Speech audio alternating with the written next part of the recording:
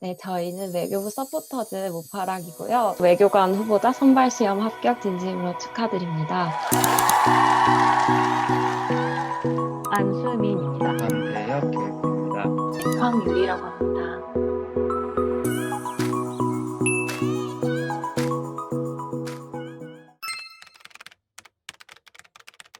저는 원전공은 경제학과고 복수전공으로 정치외교를 했습니다. 도움이 되었냐는 부분에서는 사실 전공 공부랑 실제로 시험을 위해서 했던 공부랑은 조금 결이 다른 면이 있어서 크게 도움이 되지는 않았다고 느꼈는데 아예 다른 전공을 하신 분들의 말씀을 들어본 결과 경제학 그런 단어들에 좀 더 익숙하고 그래프 자체에도 익숙하다는 면에서는 조금 도움을 받은 것 같습니다. 대학교에서는 법학을 전공했는데요. 사실 저는 대학교를 졸업하고 직장인으로 근무를 하다가 배웠던 내용이 거의 기억이 안 나가지고 크게 도움이 되지는 않았습니다. 이제 시험 진입을 했을 때는 세 과목 모두 처음 공부한다는 마음가짐으로 임했던 것 같습니다.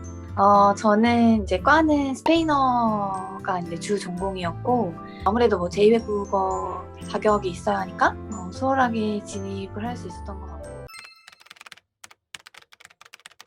3학년 여름방학에 외교원에서 인턴을 할 수 있는 기회가 생겨서 그쪽에서 이제 일을 하다 보니까 나의 적성과 능력을 굉장히 살릴 수 있는 직업일 거고 그때 당시에 이제 국제법 센터였기 때문에 센터 교수님들과도 같이 협업해 보면서 참 보람차고 앞으로도 중요한 일일 것 같다는 생각에 결정을 하게 됐습니다. 애초에 이 시험을 위해서 저는 그 고시촌으로 갔기 때문에 그 학부 생활과는 크게 연관이 없었던 것 같습니다.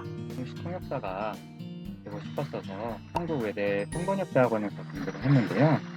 그러던 중에 이제 전직 외교관께서 특강을 하셔서 거기에 이제 참석하게 됐는데 그때 처음으로 외교관이라는 직업에 대해서 흥미를 갖게 되었습니다. 제2외국어로 일본어로 오랫동안 공부했기 때문에 진입할 때는 큰 어려움이 없었다는 게 그나마 좀 도움이 되었던 것 같습니다. 어렸을 때 프라하의 연인이라는 드라마에 전도연 씨가 외교관으로 이제 나오게 되었고 그때 그 드라마를 보고 이제 멋있다. 나도 이렇게 외교관으로서 일해보면 좋겠다.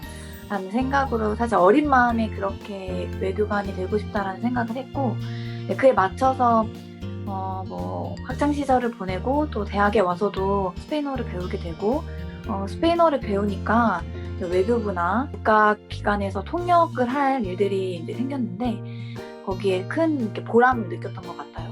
이제 그런 꿈이 그런 사명감을 만나면서 좀 더 단단해지지 않았나. 총 기간은 한 2년 반에서 3년 정도 걸렸던 것 같습니다. 저는 4학년 1학기까지 하고 휴학을 한 다음에 3년을 풀로 채워서 이번 2학기를 4학년 2학기로 마지막으로 하고 이제 졸업을 했습니다. 학교 생활 할 때는 공모전 아니면 학생회 활동 이런 거에 굉장히 관심이 많았고 그래서 하고 있었던 일들이 많아서 공부랑 병행을 할 수는 없었다고 생각을 했고 그래서 이 꿈을 갖게 되고 4학년 1학기부터 바로 휴학을 결정을 해서 이것밖에 안 해야겠다라고 해서 한 케이스입니다. 쓰면서 수험을 병행했기 때문에 아무래도 시간 확보가 좀 어려운 점도 있었고 또 시험 기간으로 치면 거의 2년 가까이 걸렸고요.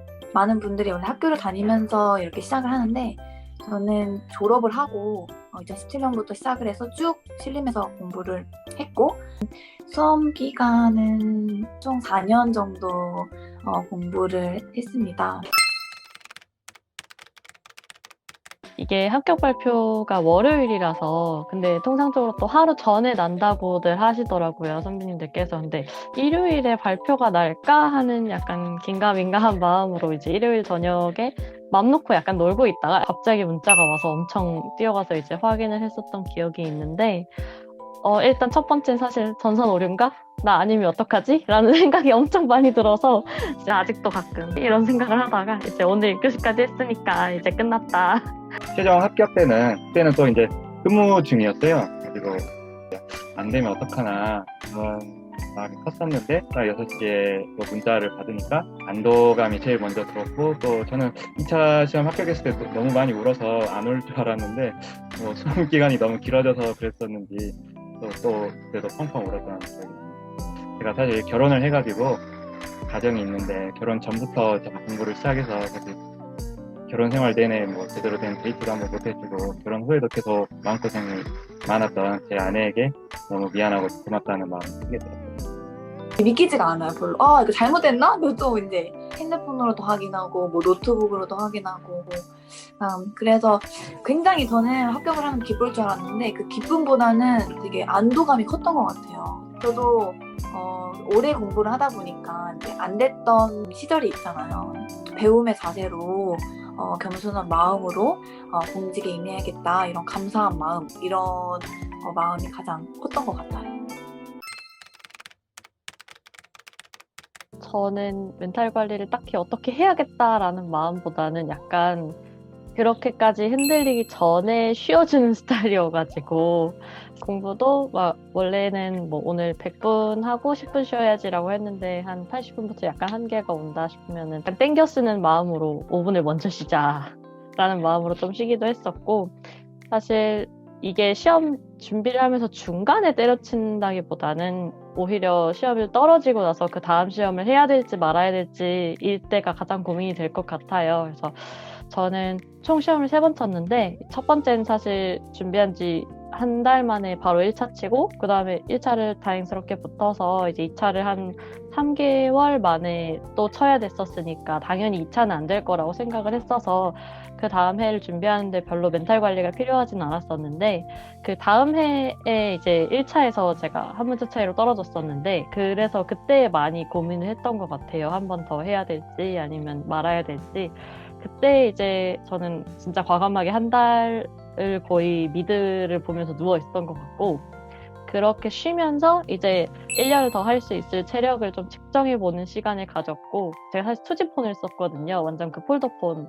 이 폴더폰을 가지고 인간관계와 단절해서 1년 더 할 수 있겠다라는 마음이 들어서 이제 쉬면서 충분히 체력을 측정해본 것 같습니다. 저는 이제 1차 시험은 항상 나름 넉넉한 점수로 안정적으로 붙었는데 계속 2차 시험이 안 되니까 이제 계속 실패가 거듭되면서 시험이 되지 않는다면 그 결과를 제가 온전히 감내해야 되는 상황이 닥칠 텐데, 그런 생각들이 계속 머릿속을 괴롭혔었는데 이제 그런 생각을 없애보자 더 이제 공부를 했었던 것 같아요. 어떻게든 올해 해야겠다라는 이런 마음을 깊게 먹었던 것 같고요. 또 밥을 먹고 난 뒤에 주변 동네를 많이 걸어 다녔어요. 계속 걸으면서 뭐 강의를 들으면서 기분 전환을 많이 했던 게 이제 실제 공부 기간 중에서는 실질적으로는 조금 멘탈 관리에 좀 도움이 되지 않았나 생각합니다. 멘탈 관리가 쉽지 않은 것 같아요. 특히 이제 수험생 입장으로서는 외롭고 비교 아닌 비교를 스스로 하기도 하고 또 그런 상황에 많이 놓여 있다 보니까 이제 스스로 괴로움이 많은데, 스터디가 굉장히 좋은 것 같아요. 같이 공부하는 사람들끼리 공부도 같이 하고 좀 마음을 나눌 수 있는 친구를 만들어 보는 게 좋을 것 같고, 왜냐면 저는 신림에서 공부할 때 혼자 공부를 많이 했어서 되게 외로웠거든요. 그래서 그게 좀 힘들었는데 같이 공부를 나중에는 시작했는데 그게 굉장히 좋았던 것 같아요.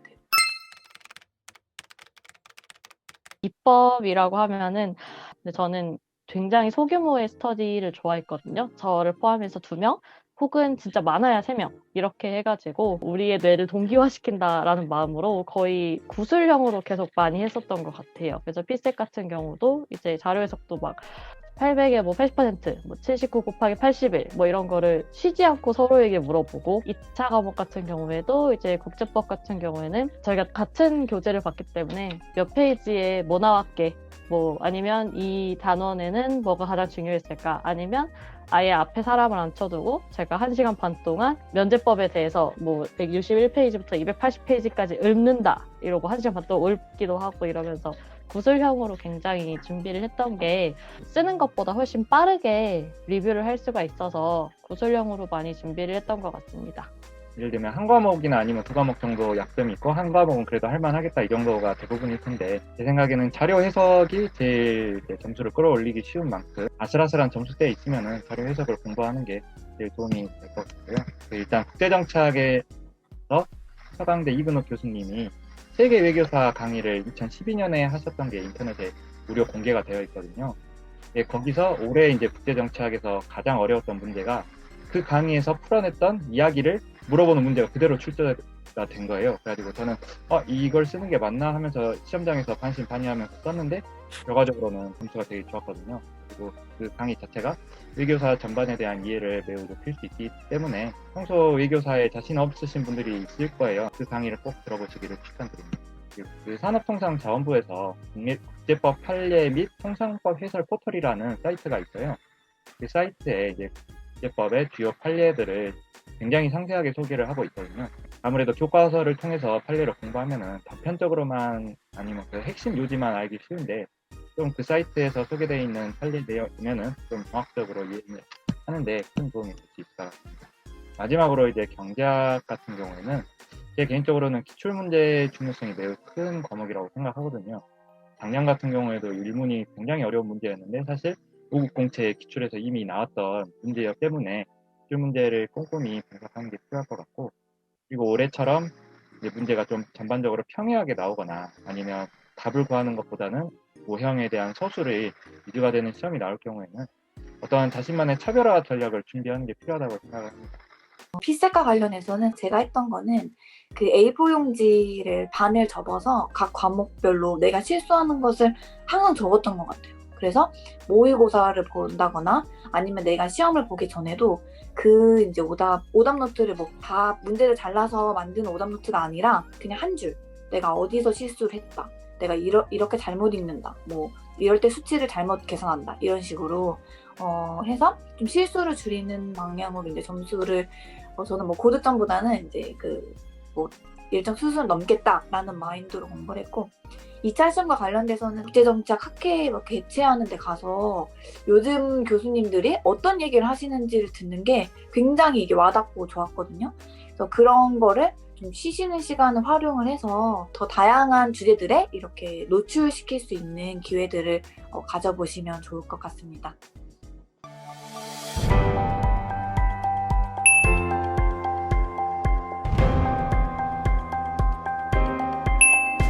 이 인터뷰 자리에 앉게 되다니 약간 아, 이런 일을 나도 하겠구나 라는 정말 이제 복습을 계속 해야 되고 머리